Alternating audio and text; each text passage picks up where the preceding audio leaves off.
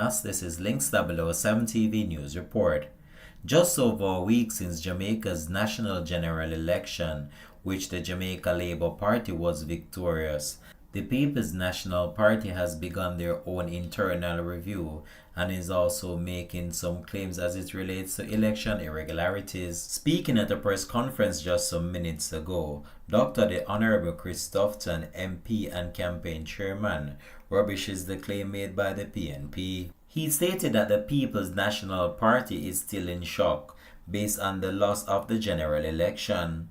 However, he stated that the JLP is ready to go, moving on with the task ahead. Preliminary results of the national general elections in Jamaica last week showed that the Jamaica Labour Party claimed 34 seats to the PNP 29. But after a number of recounts, the Jamaica Labour Party gained a seat, which now stands at 35 to the PNP 28. We now go over to the JLP Belmont Road headquarters for their press conference. Ladies and gentlemen, good afternoon and welcome to another media conference convened by the governing Jamaica Labour Party. This media conference comes after our successful general election campaign, which culminated on the 3rd of September with the Jamaica Labour Party commanding a majority of the seats in the Parliament. I want to say a special welcome to those tuned in online, those who are watching this media conference from outside of Jamaica. We appreciate your viewership. Hello as well to our media partners who have attended upon this media conference and who are watching online as well. A special welcome as well to former Member of Parliament for Northern Clarendon and former Speaker of the House of Representatives, Pernell Charles Sr., who has joined us today at Belmont Road at the party headquarters for this media conference. Listen, it's called connecting, and it's insane. I don't do schedules or timesheets manually anymore. And it works? Oh, like you wouldn't believe it. My team puts in their availability, I click auto schedule, and boom, there it goes. No more Excel. No. Is the Honorable Dr. Chris Tufton, our campaign committee chairman. Without any further delay, I turn Listen, over to it's Dr. called Tufton. connecting, and it's insane. I don't do schedules or timesheets manually anymore. And it works? Oh, like you wouldn't believe it. My team puts in their availability, I click auto schedule, and boom, there it goes. No more Excel. No. Cyberspace. Here, that's not the right term. Without any further delay. Thank you for Listen, joining it's called us. connecting, and it's insane. I don't do schedules or timesheets People's National Party had a She's press manually briefing anymore. And it works? recently, sometime today, and we, in keeping with attempting to facilitate a smooth transition, having heard the voice of the Jamaican people as expressed through the ballot, felt it necessary to respond. Mic check, no mic, mic check. Is it? No, it's not. Microphone check. It's on? Oh, okay. All right, sorry about that. So I was saying in keeping with the desire of the duly elected government of the Jamaica Labour Party led by Dr. Andrew Holness to alleviate the fears and concerns that may be generated from the approach and the tone of that press briefing, to facilitate a smooth transition which is in keeping with our democratic tradition, we felt that it was necessary to call the media together and to provide some clarity and response to what we here can characterize based on an assessment of that press briefing as saying one thing but insinuating several other things which are not in keeping with our democracy and the democratic principles that we have fought so hard for.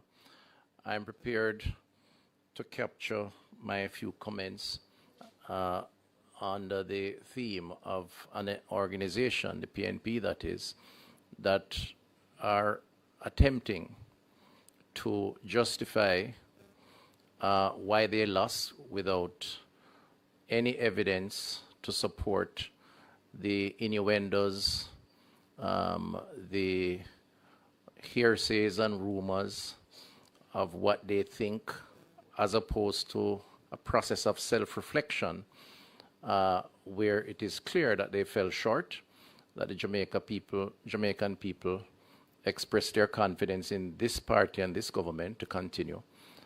None of that was captured in their reflection at their press briefing. Neither was there any substantial evidence to support the various claims that they made. And this for us is unfortunate, and it only serves, we believe, to fuel a level of uncertainty, perhaps even anger by their supporters, as has been characterized by their campaign generally, not to mention the rumors that were a feature of that particular campaign. Sour grapes is how I am tempted to describe this response coming out of the elections. The facts are that they lost. The people have expressed their will to continue with this government, which we are grateful for.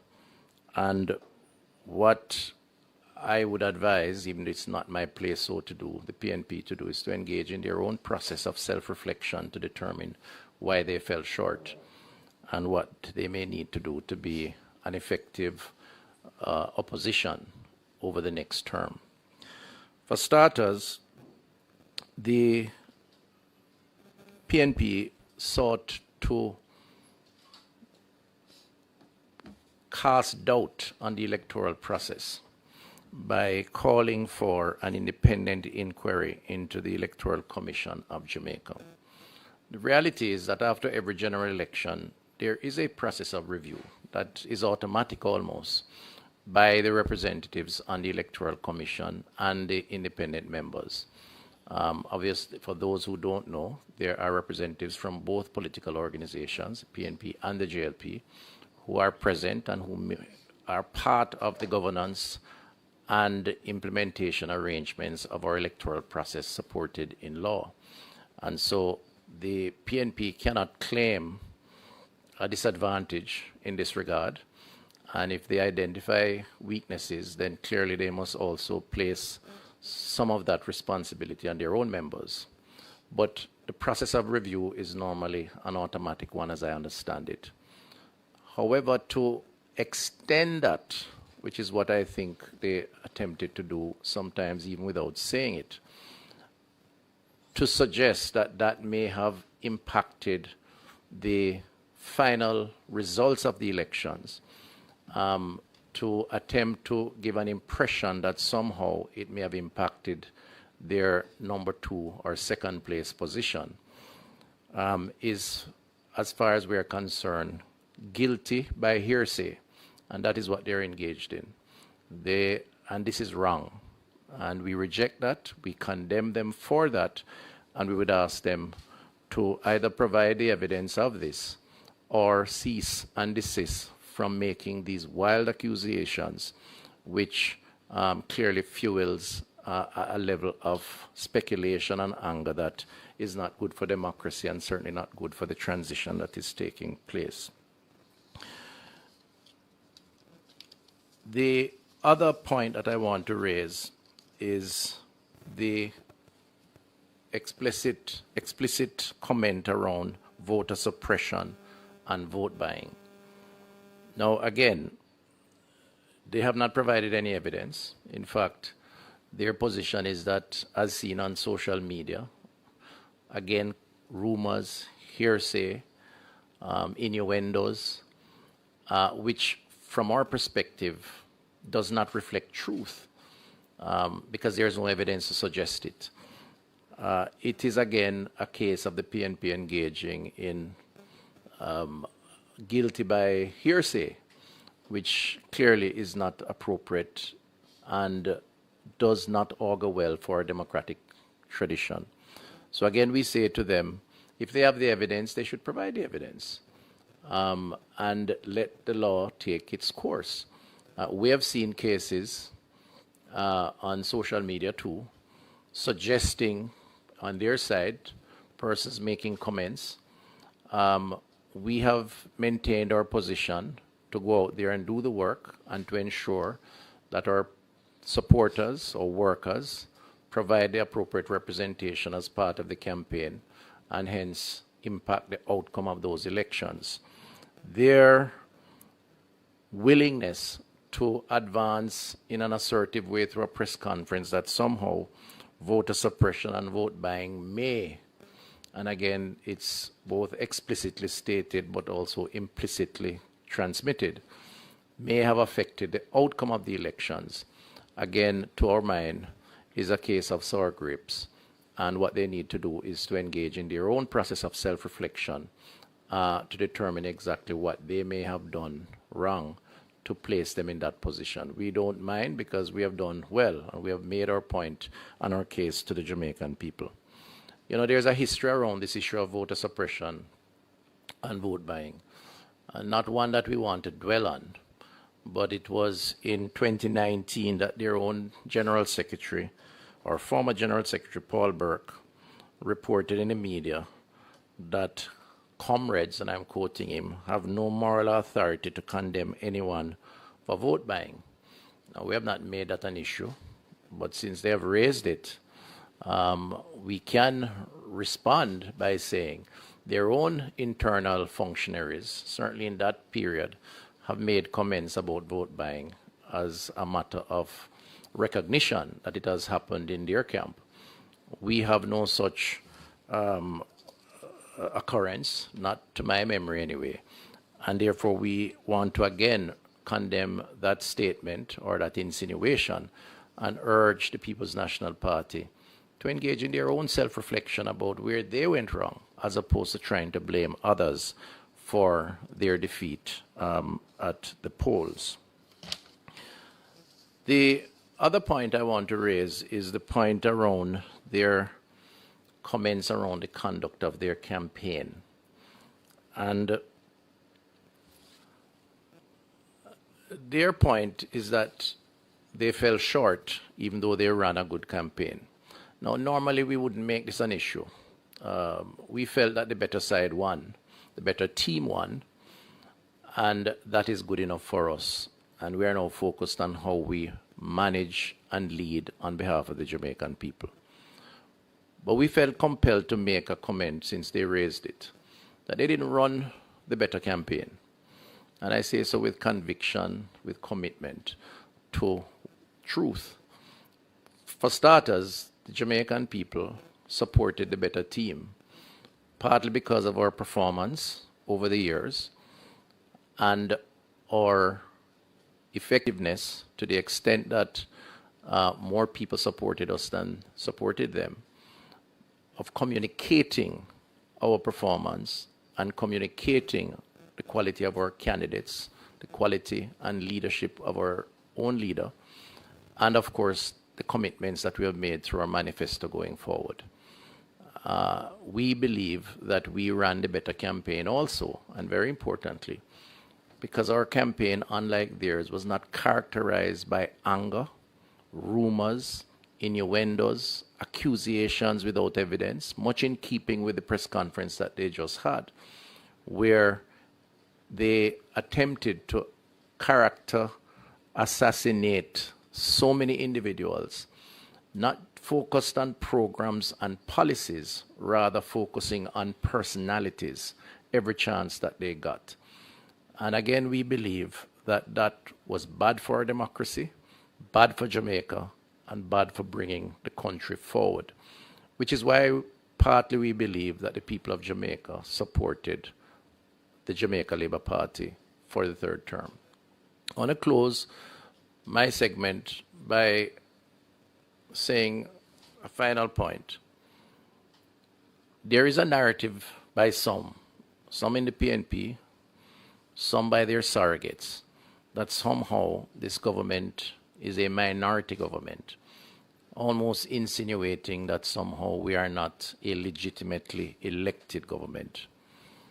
We obviously reject that outrightly, and we condemn those who push that narrative. It's a dangerous narrative. For starters, our democracy has always operated on the majority will of the electorate as it relates to seat count. We won the majority of the seats, and that is enough conclusion that we are the legitimate authority to carry the country forward. Secondly, we were declared by the Electoral Commission of Jamaica as the party, the political organization that got the majority of the seats. And the numbers are there. The recounts took place. The willingness of persons to lodge complaints, to do recounts, all of that process has worked.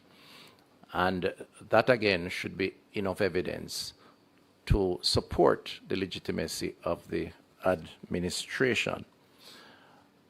So we want to discourage that narrative among those who are looking on and encourage the Jamaican people. Let us focus on how we move forward as a government to serve the people of Jamaica and to do so in a collaborative way.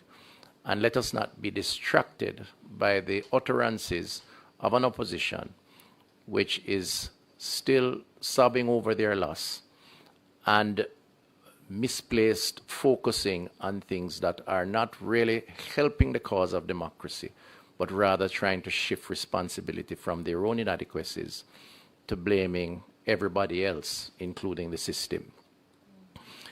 There is a distinction between the legitimacy of a government as served by the democratic process and the need to work together to improve the non-participation of persons 18 years and older. Apathy has always been a challenge within our democracy. The two are not the same. And from our perspective, we must all work together, including the PNP, to do more to engage and to attract greater participation in the democratic process. That has absolutely nothing to do with the elected government, elected political organization, which we are, having gone through a competitive process. And I think those who try to conflate both issues are being misplaced in their position. This government finally will work and continue to work to advance the welfare and the well-being of the Jamaican people, with Andrew Holness as our leader and Prime Minister, and in his judgment, a team forming the cabinet that he will announce momentarily. Thank you very much. Thank you. Thank you very much, Chris. During his media conference earlier today, we are advised that the embattled opposition leader and his legal advisor made a few comments about St. Andrew West Central and the conduct of the polls on the 3rd of September. We invite Kamina to make a few comments on this matter. Thank you. Thanks to you both. Good afternoon, everyone. Members of the media here with us, as well as those who have joined us online. Good afternoon always to all the persons who follow us on social media, who are participating, and in particular our members of the Jamaican community overseas or diaspora. We know you've been following things closely and you continue to do so, and we welcome that you continue to maintain this strong connection with Jamaica. On the matter of the press conference called by the PNP today, I want to say that I sit here today again with a great feeling of disappointment. I would be surprised if a lot of Jamaicans don't join us in the feeling that when the leader of the opposition, the leader of the PNP, on the night of September 3rd, conceded, it was gracious. And in that context, I think we apparently mistakenly believed that there was therefore a recognition that there is generally a better way to do things in support of Jamaica and in support of democracy. The press conference that was called today put all of that to rest once more, as the PNP lost another opportunity to do better. The PNP has said they took the time to expressly state that they won't be filing any magisterial recount in any constituency. And for those who are not aware, normally that's the process taken where there's a close enough election for people to feel that if they follow the count really closely, that they may be able to change the result. So usually find that they're are margins of less than 100, and in fact, usually significantly less than that. And a process, part of the democratic process, where the lawyers attend and ensure that the intention of the voter is seen. So they have said that they're not doing that, regardless of the fact, of course, that the time has already passed for them to have been able to do so. They took the time this morning to say they're not doing that. They, however, have decided that in a seat where the victory was proclaimed with a margin of 2,110 votes, that is the seat of St. Andrew West Central, the seat in which the Most Honorable Andrew Holness was the successful candidate, that they're contemplating a constitutional motion in respect of that result. They spoke of irregularities, but gave no details of their allegations. They're broadly referencing social media again. And it's difficult to say anything other than that the party finds the position taken by the PNP in respect of St. Andrew West Central to be baseless, to be frivolous, to be yet another indicator of a sense of desperation and an unwillingness to face the results and enter into introspection. The PNP not having exercised their right to file for a magisterial recount and to now take this position raises its own set of questions.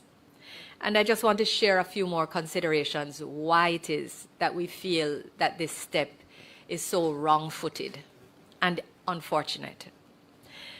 Having consulted with the Jamaica Labour Party representatives on the ECJ, it's our information and our best information that the presiding officers, that the returning officer and the electoral day workers deployed in the polling stations on election day, including those in West Central, that none of them reported any irregularities in West Central St. Andrew to the designated authorities. We're also advised that the Electoral Office of Jamaica's Election Center, where representatives of both major political parties sit, along with several wide-ranging independent representatives, received absolutely no complaints about any irregularity in St. Andrew West Central on general election day. Furthermore, it's our information that the constituted authority, which has the power to stop the holding of an election in a particular constituency where irregularities are perceived, so they can actually do that in the course of the day. And this authority is chaired by the chairman of the Electoral Commission. They also received no report of any irregularity in the constituency on election day. So the several legal bodies or constituted bodies which are empowered to take decisions in respect of irregularities, none of them received any reports. The margin of 2,110 votes is similar to the margin that has been reflected in this seat consistently since 2002.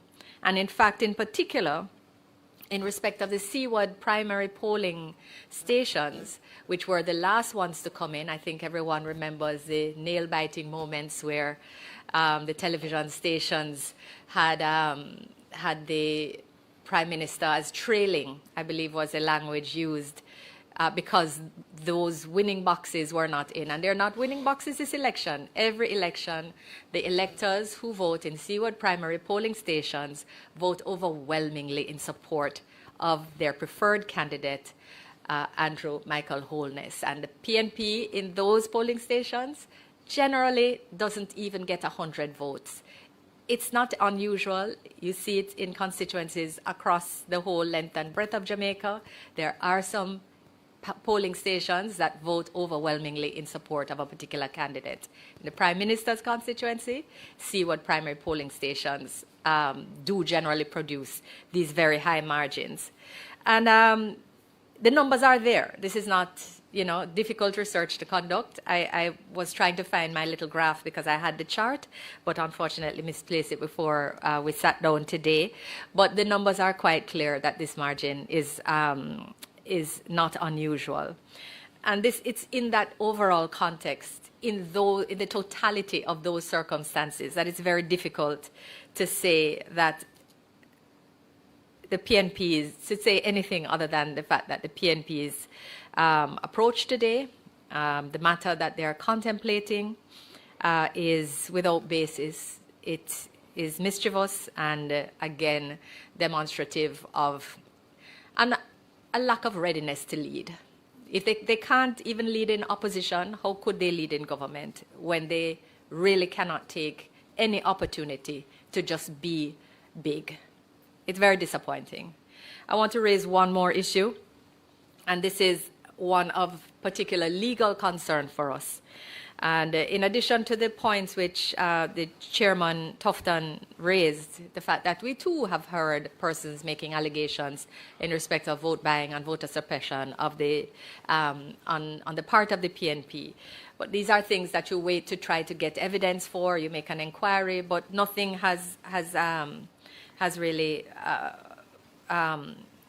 brought those issues fully together. What does, however, provide us with greater and more concrete concern is the issue of the leader of the opposition touring constituencies apart from his own on election day and in being in the vicinity of polling stations outside of his constituency on election day. Videos and photographs of this activity have now come to hand, including his visit in the precincts of a polling station in central Kingston in particular. We're of the view, the considered legal view, that the conduct of the opposition leader on general election day, September 3rd, 2025, is inconsistent with the provisions of the Representation of the People's Act, and we will say more on this at a later date. Thank you. Mr. Chair. Thank you very much, Kamina, for comprehensive comments. We exist in a world where disinformation, misinformation, and fake news are prevalent. It is clear, and it has become clear due to the conduct during the general election campaign, that the PNP is prepared to utilize these dark arts to advance their interest. The Jamaica Labour Party, and I indicated this from as early as April last year, is prepared to respond strongly to any act or any utterances of misinformation, disinformation, and fake news put forward into the public domain by the PNP. The calling of this media conference is confirmation of our position in terms of our preparedness to respond strongly to these acts by the opposition. I now open the floor for questions. Please introduce yourself, your media house, and ask your question. Afternoon, Mahiri Stewart, Nationwide News here. Is the Prime Minister prepared to respond to questions about his victory in West Central St. Andrew? What questions? Meaning, I've just laid out the facts. And again, I was speaking to Abka before about the fact that I didn't have the chart with the numbers for the elections in 2020, 2016, 2007. They are quite clear that there are trends in the voting which are absolutely aligned with and consistent with what took place in this 2025 election. So there are no questions, and none of the relevant and empowered and appropriately legally constituted bodies, the returning officers, the presiding officer, the election day workers, the constituted authority, the electoral center, none of these bodies received any such reports. So where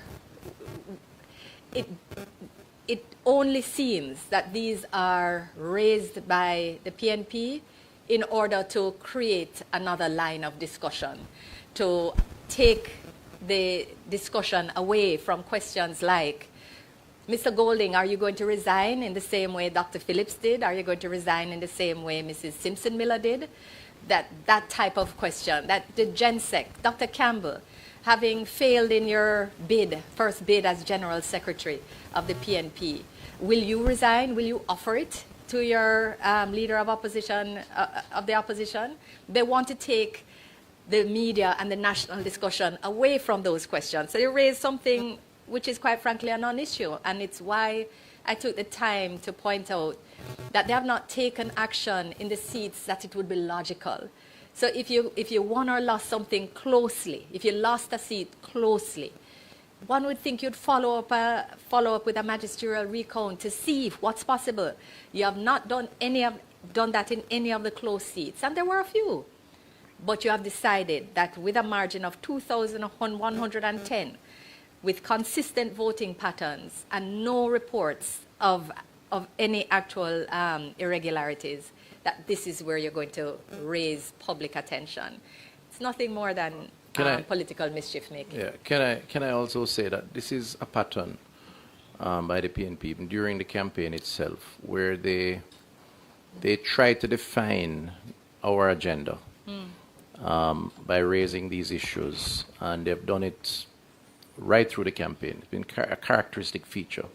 We, on the other hand, have maintained our focus on what our campaign is and what clearly is in the best interest of the Jamaican people.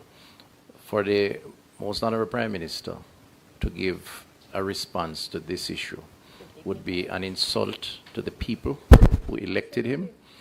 It would be a distraction, an insult to the process that took him there and allowed the people who elected him to elect him. And frankly speaking, a distraction from the greater good that he must now serve as Prime Minister in driving the policies, the new vision, the programs to move us forward. So, you know, I think we say here with levels of certainty and confidence that this is a non-issue, and it's another bogeyman by the PNP in an attempt at distractions. And the people have rejected that clearly in terms of the outcome of the elections. Thank you. Second question. You mentioned Dr. Dayton Campbell earlier. In light of the comments he made at this morning's media briefing, do you believe that his tenure or his status as an ECJ commissioner is tenable? You know, the electoral process allows for the political organizations to determine who represents them. The PNP should make that determination clearly.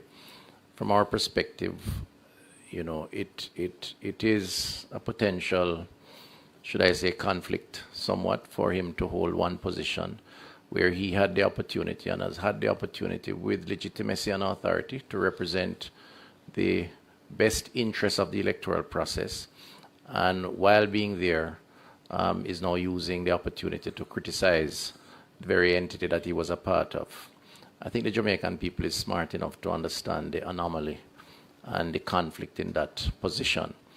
And my own view is that his moral authority to lead and to provide representation is compromised.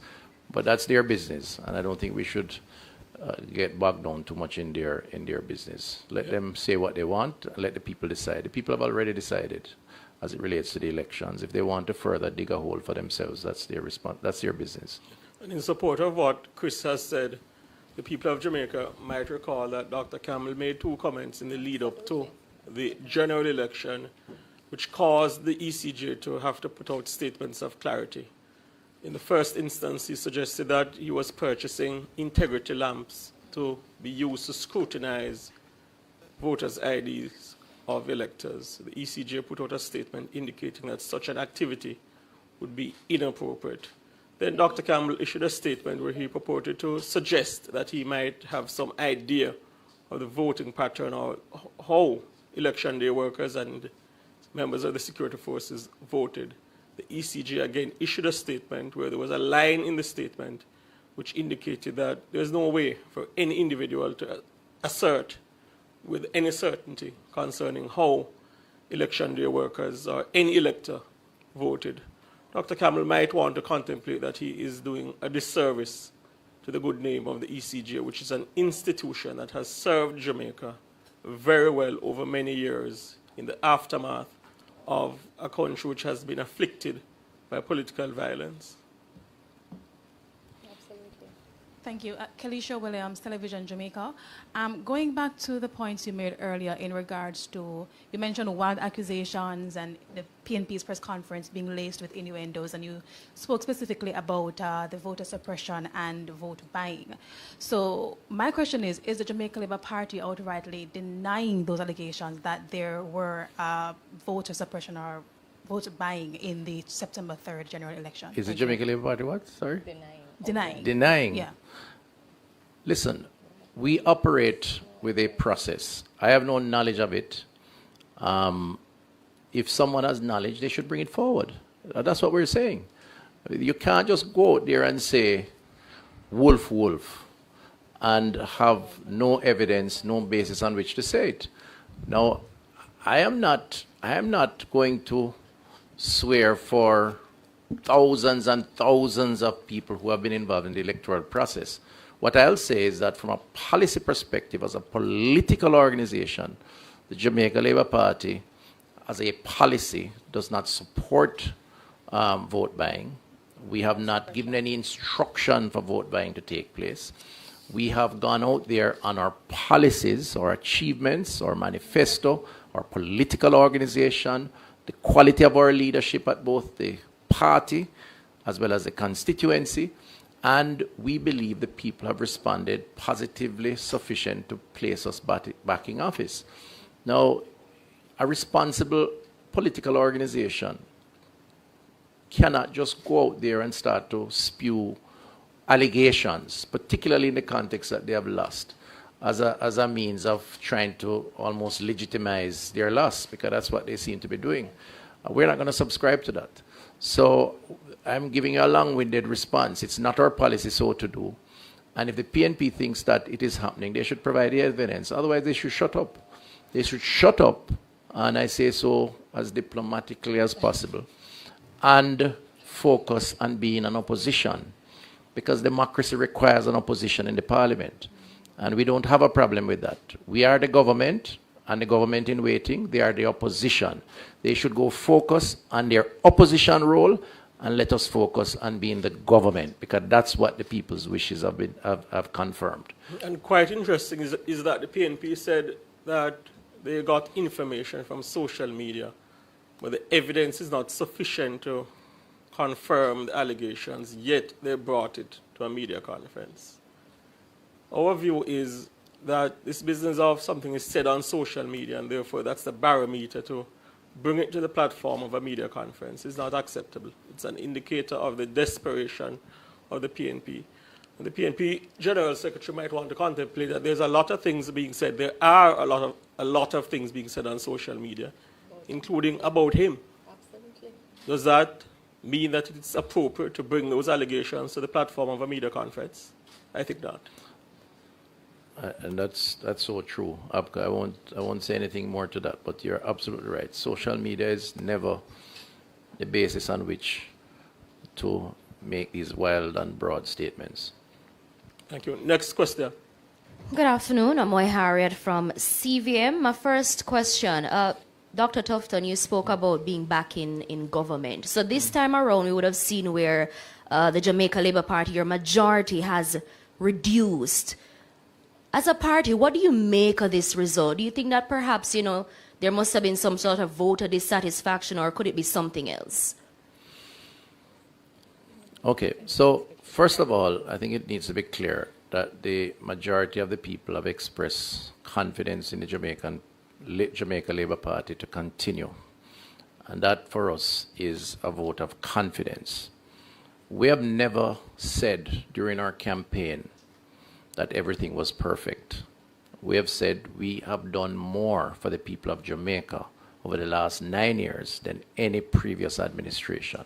I don't need to go over it, but we have stabilized the economy. We have reduced serious crimes. We have reduced poverty to its lowest level. brought unemployment to its lowest level, and I could go on and on.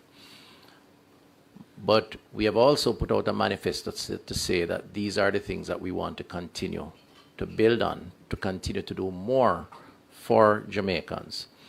Our democracy gives persons the right to determine, to vote, to express themselves. Some have opted not to, others have done so. And at the end of the day, we are the party that they have elected. So my position, our position, is that we accept their vote of confidence in humility, with humility, and our intention is to work harder to continue to win and maintain their confidence, and hopefully to build on where we are currently. In terms of the issues that have come up, to the extent that some persons are dissatisfied, we have an opportunity to address that level of dissatisfaction as a government, and we will continue to work harder so to do.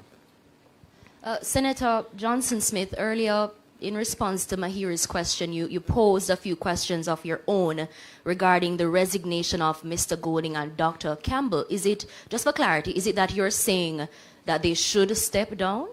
I'm saying that these are questions that are being asked, and that another explanation as to why they have raised this, why they took the time to call a press conference to make these utterances, like the fact that they're not going to file any magisterial recounts when the time has legally passed for it, and that they have chosen to focus on a constituency that has a consistent voting pattern over years. I'm saying that a likely or a possible reason for this approach could well be to avoid the questions that are being asked in several quarters. And I stated them already. Thank you. And my final question, I believe the PNP recently called for an independent inquiry into the election following reports of long wait times. Does the JLP agree with this call, one? And two, do you subscribe to the school of thought that these issues on election day may have played into the low voter turnout that we would have seen last Wednesday? I believe Chris had commented initially in his opening comments about the matter of the call by the PNP for an independent inquiry, alluding to it as a smokescreen. But if he has any follow-up comments, I invite him to make them. Well, I'd only add that there is automatically a period of review after every election. I believe the Electoral Commission will engage that review. Both members representing both political organizations, as well as the independent members, will be a part of that review. The JLP is still, assessing. We are confident enough, and as certified by the Electoral Commission, that the JLP won the election decisively, and we are looking forward to serving as a government into the third term. Beyond that, any review that takes place will consider all factors, and that has to be allowed, that process has to be allowed. What we will not accept and we reject, whether it is implied or it is stated, as came out at the PNP's conference, is that somehow their chance of winning the election was because of either malpractices, vote buying, or slowness of voting. We're not accepting that at all. And the Electoral Commission clearly has not accepted that. And it would be an insult to the Jamaican people, and it's certainly a discredit to the PNP to push that narrative when what the people want now is how we're going to continue to solve their problems. Absolutely. And that's what we are focused on. Yeah. Getting our Prime Minister duly inaugurated, our ministers, based on his own judgment, a cabinet constituted, and the rest of us as supporting team members, supporting the government in a collaborative way for the benefit of the people of Jamaica. And that's why I say the PNP needs to, we understand the hurt, we understand their disappointment. They need to go lick their wounds and go behind closed doors and reflect and kind of wheel and come again. Guess what? We have all been there. Take it from a man who has lost by 13 votes and won by nearly 5,000. I've seen and experienced the agony of defeat, and the thrill of victory. Political organizations are there too. But what you don't do is cry sour grapes and pretend as if the people did not speak, because they have spoken. And I think that's what I think they need to focus on, rather than this kind of, you know what I mean. I want to just add to the point made by Dr. Tufton that I think we have to be very careful about respecting our institutions. I'm not sure how many of you followed the report of the head of the CARICOM electoral observer mission here. But she said Jamaica's model, or Jamaica's electoral system, is a model for the world, and it's a model for the region. And as they are here observing, they are learning and looking at things that can be done throughout the region to improve their own systems based on ours. We have strong institutions, and a part of that is because they are respected.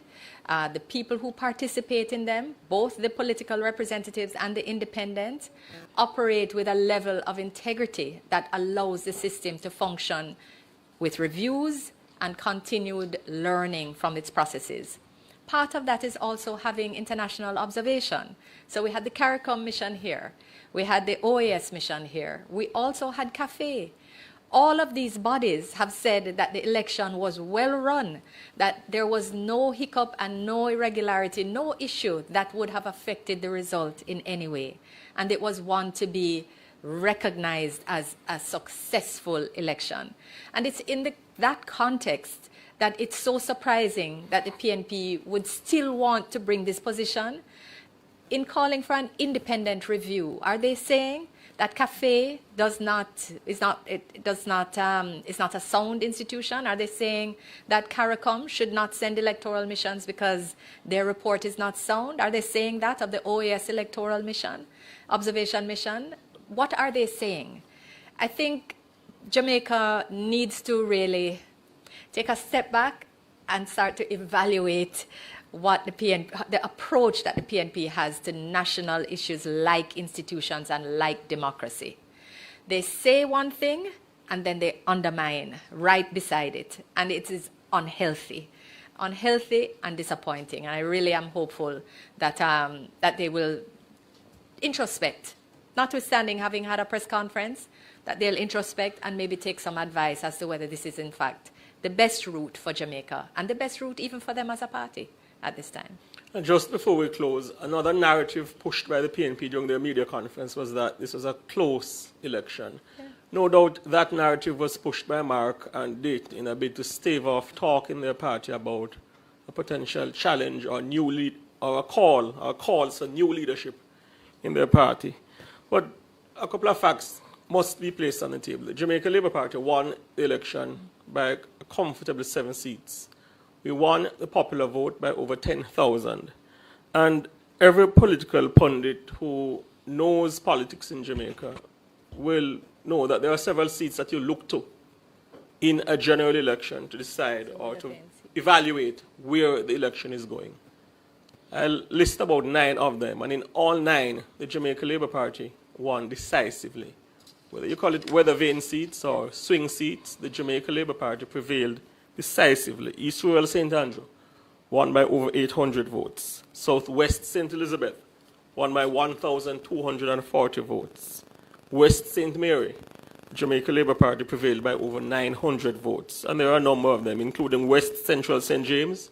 The Jamaica Labour Party won by 700 votes. If you look to St. Anne Southwest, the Jamaica Labour Party won by over 2,170 votes. St. Anne Northwest, the Jamaica Labour Party's candidate, Crystal Lee, won by over 500 votes. So the attempt by Dayton Campbell and Mark Golding to suggest that this was a close election and they just fell short is another bid by the PNP to pull the wool over the eyes of the people of Jamaica. And some clarity must be had. This was not a close election. The people of Jamaica decisively rejected the lies and misinformation from the PNP and chose the party of Dr. Andrew Holness, the Jamaica Labour Party, which has been putting forward policies which are in the best interest of Jamaica.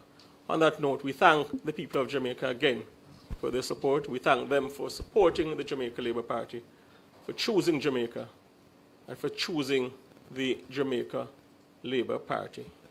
Thank you much to members of the media who attended this media conference, and for those of you in Jamaica and overseas who tuned in. We appreciate your listenership and your viewership. Have a very good afternoon. This has been Links 007 TV News Report. Thanks for watching.